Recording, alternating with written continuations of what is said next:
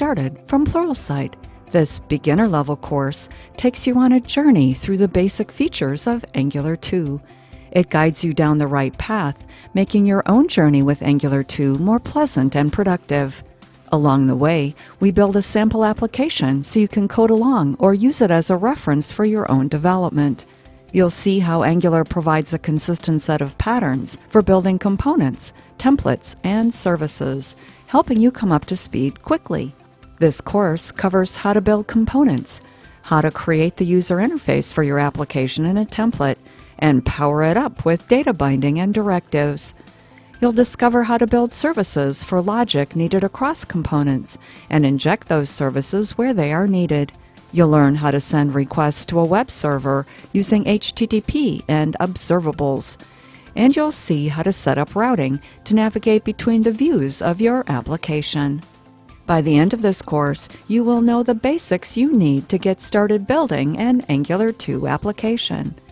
I hope you'll join me on this journey through. Whether you are new to Angular or new to Angular 2, you want to come up to speed quickly with Angular 2's components, templates, and services. Welcome to Angular 2 Getting Started from Pluralsight. My name is Deborah Kurata, and this course provides the basics you need to get started building an Angular 2 application. As we journey through this course, we'll discover Angular's many features and uncover the answers to key questions. For example, what is a component? Where do we put the HTML for our user interface? When should we use data binding? Why do we need a service? And how? How do we build an Angular 2 application? The who, of course, is you. This course guides you down the right path, making your own journey with Angular 2 more pleasant and productive. As we start this journey, let's get the lay of the land and take a high-level look at Angular. Simply stated, Angular is a JavaScript framework for building client-side applications using HTML, CSS, and a programming language, such as JavaScript. Why Angular and not some other JavaScript framework? And there are lots of JavaScript frameworks out there. Angular makes our HTML more expressive. It powers up our HTML with features such as if conditions, for loops, and local variables. Angular has powerful data binding. We can easily display fields from our data model, track changes, and process updates from the user. Angular promotes modularity by design. Our applications become a set of building blocks, making it easier to create and reuse content. And Angular has built-in support for communication with a backend service. This makes it easy for our web applications to integrate with a backend service, to get and post data, or execute server-side business logic. No wonder Angular is so very popular with millions of web developers. With so many developers already using Angular 1, why do we need an Angular 2? Angular 2 is built for speed. It has faster initial loads, faster change detection, and improved rendering times. Angular 2 is modern. It takes advantage of features provided in the latest JavaScript standards and beyond, such as classes, modules, and decorators. And it leverages web component technologies for building reusable user interface widgets. Yet it supports both Greenfield and legacy browsers, Edge, Chrome, Firefox, and Internet Explorer back to IE9. Yep, I said IE9. Angular 2 has a simplified API. It has fewer built-in directives to learn, simpler binding, and a lower overall concept count. And Angular 2 enhances our productivity to improve our day-to-day workflow. You'll see these productivity improvements as we go through this course, and we'll discern a consistency of patterns for building the blocks that form an Angular application. In this first module, we lay out the anatomy of an Angular 2 application. We consider several suggestions for getting the most from this course. We explore the sample application that we'll build throughout this course, and we'll look at the topics we'll cover in the remainder of this course. Okay then, let's check out the anatomy of an Angular 2 application.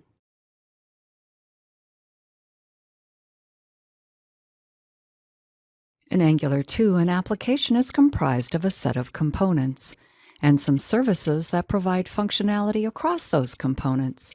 So the next obvious question is, what is an Angular 2 component? Each component is comprised of a template, which is the HTML for the user interface fragment defining a view for the application. Add to that a class for the code associated with the view. The class contains the properties or data elements available for use in the view, and methods which perform actions for the view, such as responding to a button click. A component also has metadata, which provides additional information about the component to Angular. It is this metadata that identifies the class as an Angular component. So a component is a view, defined with a template, its associated code, defined with a class, and additional information, defined with metadata.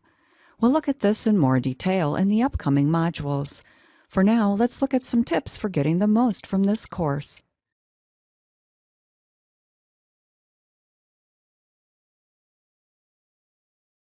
First are the prerequisites. This is a beginner-level course, but this course assumes you have some basic knowledge of JavaScript for code, HTML for building the user interface, and cascading style sheets or CSS for styling. You don't have to have much experience, but a working knowledge of each will help you get the most from this course. Though not required, it is helpful if you have had some exposure to object-oriented programming concepts, maybe through coding with C++, C#, Java, or PHP. But if you don't have any exposure to OOP, that's okay. You do not need any prior knowledge of Angular, Angular 2, or TypeScript. We'll cover what you need in this course. Another way to get the most from this course is to join the discussion. Thoughts, comments, or questions as you watch this course? Feel free to use the Discussion tab. You can find the link to the discussion on the Pluralsight page for this course. Or follow me on Twitter. It would be great to hear about your experiences with Angular 2. When building web applications, regardless of the technologies we use, there are often lots of steps and places where things can go wrong. That's where a good checklist can come in. I'll present checklists at the end of each module, and we'll use them as a brief review of what was covered in that module. Feel free to jump ahead to the checklist if you have any problems when coding along with the demos in the module, and consider referencing these checklists as you start building your own Angular 2 applications. Coding along on this journey is another great way to get the most from this course. Though not required, it is often helpful to try out the presented code as you navigate through the course. To get you started, I've set up a public GitHub repository specifically for this course. It is called Angular 2 Getting Started, and you can find it at this URL. The starter files for the sample application are here. You can use these files as a starting point if you want to code along with the demos. If you'd prefer to follow along with the completed code, you can find that here. If you're new to GitHub, simply click this button to download all of this code as a zip file. So what is this sample application? Let's take a look.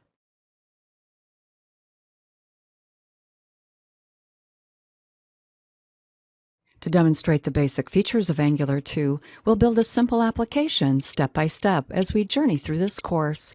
Let's see the finished sample application in action. Welcome to Acme Product Management. As its name implies, this application manages our current list of products.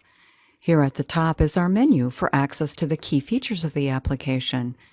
In a full-featured application, there would of course be more options here, but we want to limit this sample application to the features we can build within this course.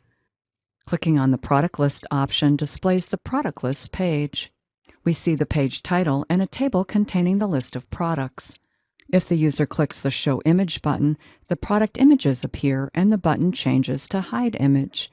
Click the button again to hide the images and compress the display. Notice the nice formatting of our price. And instead of a number for the rating, we display the rating in stars. Here at the top is an input box where the user can enter a filter string. When the input box contains a value, a filtered by message appears, and the product list is filtered to only those with a product name that contain the entered string. Click on a product name to navigate to the product details. On the product detail page, we see the page title with the name of the product and all of the product details, including a product description, the nicely formatted price, and the star rating. Click the Back button to navigate back to the product list page. So not a huge app, but big enough to demonstrate the basics of Angular 2. As with any Angular 2 application, this application is comprised of a set of components, including a nested component for the rating stars. It has a service to get the data, and it incorporates routing to navigate between the pages. Now that we've seen the sample application, How do we build it?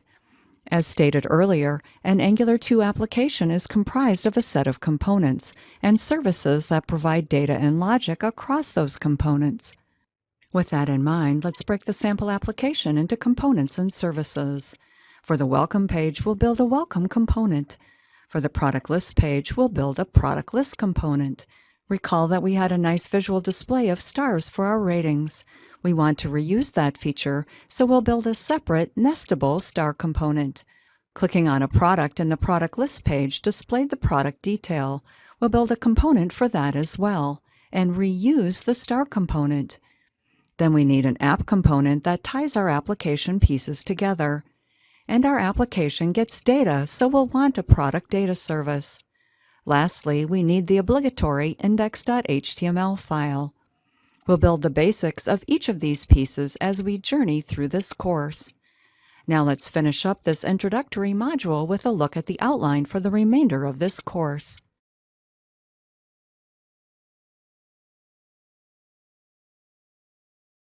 We start with first things first.